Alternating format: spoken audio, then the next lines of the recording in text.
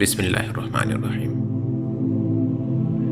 আল্লাহর উপর ভরসা করুন এবং তার প্রতি সুধারণা রাখুন, কারণ বান্দা আল্লাহর প্রতি যেমনটা ধারণা করে আল্লাহ তার সাথে ঠিক তেমনই।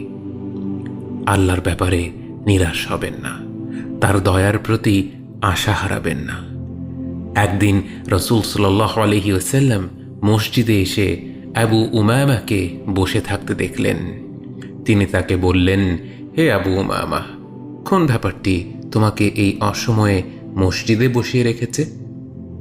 জবাবে তিনি বললেন, হে আল্লাহর রাসূল সাল্লাল্লাহু আলাইহি ওয়াসাল্লাম, ঋণের বোঝা আর দুশ্চিন্তা আমাকে কাবু করে ফেলেছে।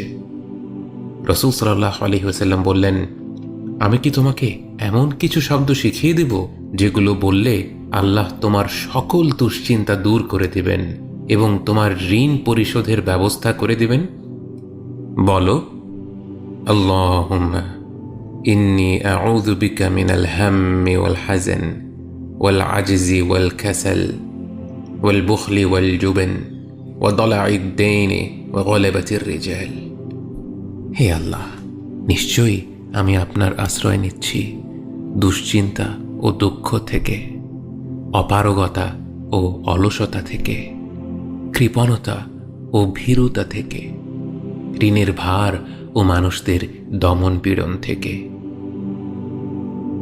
চমৎকার বরকতময় কিছু শব্দের দোয়া, যেগুলো আল্লাহ ফিরিয়ে দেন না। আল্লাহর যেই বান্দাই পূর্ণ বিশ্বাসের সাথে এই কথাগুলো বলবে, আল্লাহ অবশ্যই তার জন্য স্বস্তি আর মুক্তির পথ বের করে দেবেন।